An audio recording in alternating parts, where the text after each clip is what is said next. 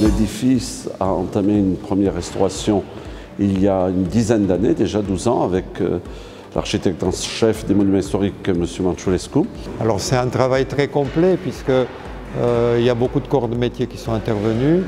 Il y a de la peinture murale, toutes les surfaces sont recouvertes de peinture.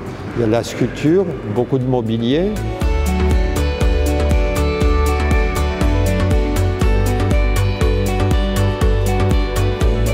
Le choix qui a été fait pour la restauration, c'est le décor qui existait en 1850. C'est une reconstitution assez fidèle des dispositions d'origine.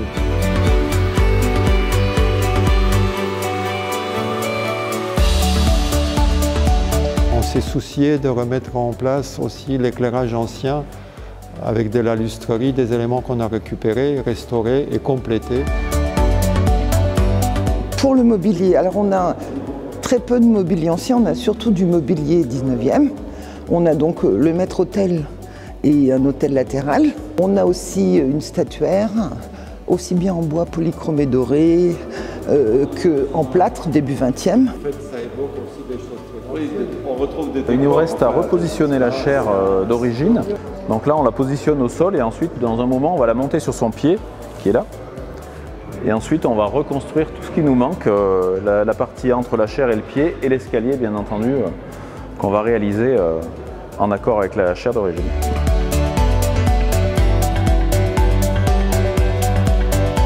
Le seul objet protégé au titre des monuments historiques, c'est cette plaque que vous voyez ici,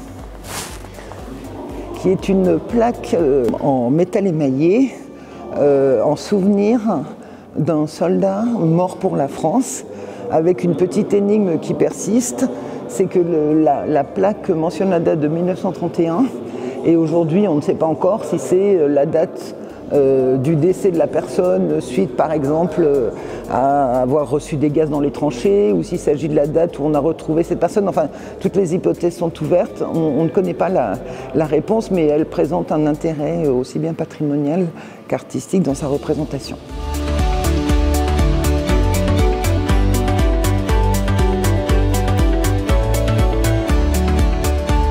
C'est un vrai plaisir de travailler avec des artisans qui maîtrisent bien la matière, comme le tailleur de pierre qui a fait un excellent travail à la fois sur la remise en place des pierres de sol et autres. Vous ne pourrez même pas le dire quelle pierre neuve on a remis en place parce que c'est tellement ajusté, tellement vieilli qu'on ne le voit même pas.